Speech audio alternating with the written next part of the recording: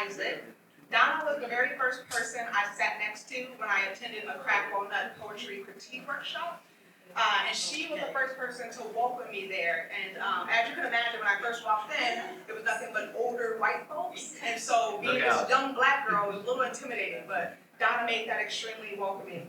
She understood me, and she understood my poetry in a way that made me feel like the space felt like home. Crack Walnut in general have been such a vital part of shaping me into a stronger writer. And it's thanks to people like Bill Williams, who was also allowing me to be an editor for my first poetry anthology. People like Michael Dean, I believe, Robert Hale, and also again Donna. So I stand here today and just to say thank you, Donna, so much, and for your support and for your love. Donna also just released her own book, and so if you could please tell us the title of your book and where to buy it. All right.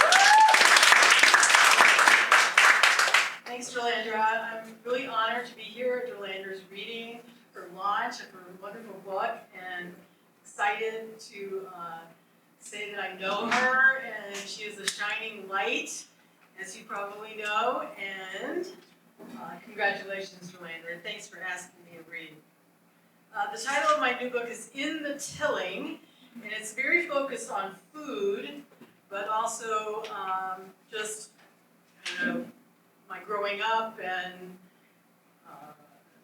all kinds of things. I can't even really say. It kind of wanders around a little bit. So I'm going to start. Most of the poems have something that's related to food in it. So it has recipes too. Since the state fair is going on, I thought I'd start with this one. My husband used to run a stand called the Taco King at the Minnesota State Fair. So this is called Taco King Minnesota State Fair. Oh, how original. Maria taps me on the head with an empty box. Poor luck, she says, and goes on stuffing tacos with ground beef, lettuce, cheese, and a perfect soupçon of diced tomatoes. She plays the Gypsy Kings on a cassette player. She hums and sways, turning to heat refried beans. In the microwave, stirs the mush after the ding. There's a line down the block. Customers staring at the Texas-born senoras, building burritos and nachos grande. Filling up bottles of fresh salsa, loved for its afterburn. They speak Spanish amongst themselves, and we gringos try a few words like queso, pollo, and frijoles. Their many children come around and they hang out in the back supply tent, sampling tostadas drizzled with hot liquid cheese and drinking jumbo Mountain Dews. I just love this place, a woman wearing pig ears exclaims. It's my first stop at the fair. Others want the fresh salsa recipe, which the ladies tell them is easy, with a super duper blender, tomato fillets, white onions, and jalapenos. That's it, after all. Oh, a little salt. At the end of the day, fireworks bursting, a trickle of drunks orders what's left of the burritos. Maria pulls out the last tissue to wrap the last taco. She knocks me on the head with the box and says, "Por suerte." A street cleaner whirs brushes on the pavement. A melange of chicken bits, plastic trays, corn chips, and lettuce strips go round and round. All the hard-working working women walk to their cars. Luck has nothing to do with it. Yeah. This is called Ode to Okra. The small green pods are tender, sweet, seeping with mucilage, carbohydrate-laden, sticky. Sliced lengthwise, they're cooked down with Spanish onions, tomatoes, a little corn off the cob, seeds a-popping in your mouth. Chunked, they thicken gumbo and Creole stews, redolent with andouille, hot peppers, shrimp. Slender boys with hats, they dance amid the sassafras, cuddling with oysters, American smooth.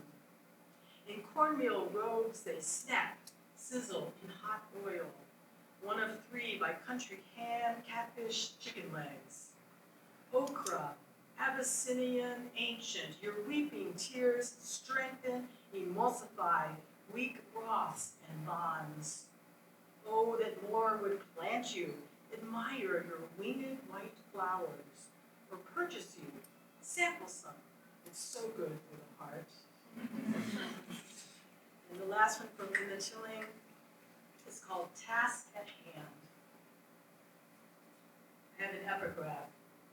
No, I do not weep at the world. I am too busy sharpening my oyster knife. Zora Neale Hurston. The stars slide into rest. Go ahead and forget. You gaze out the kitchen window, a soapy dish in your hand.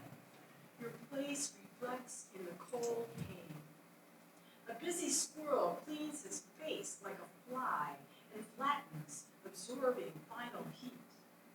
The world is somewhere out there, the work of our hands, mighty rubble. Leave the world behind, unwept for, the last plate unwashed. A cloud of suds winks in the sink, in the snap of new darkness.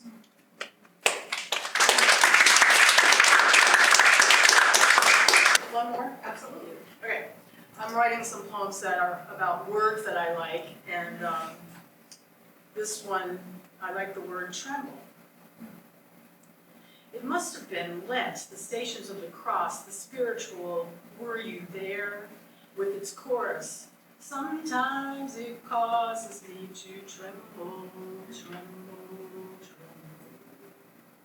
That's when I really heard that repeated word, Latin-based. The idea of something like a mighty tree shivering, shaking involuntarily. Also like a little girl amidst gauze and rubble, in shock, uncontrollably quivering, fire and smoke behind her.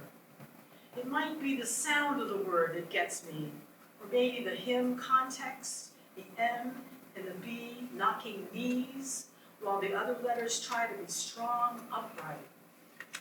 My brother has a trembling heart, atrial fibrillation. Tremors are another familial thing. Both my uncle and sister, heads slightly moving to and fro. A sister-in-law handing me a rattling teacup and saucer. In San Francisco, my nephew saw the aftermath of earthly trembles on the Cypress Street Viaduct. A double-deck portion of Highway 880 crushed the cars below. Biblical people like Saul and Daniel often tremble in fear. Were you there ultimately speaks not of fear, but of an awesome trembling at the stones rolling away, the resurrection, a magnificat of movement, a wondrous shimmy shake. All right.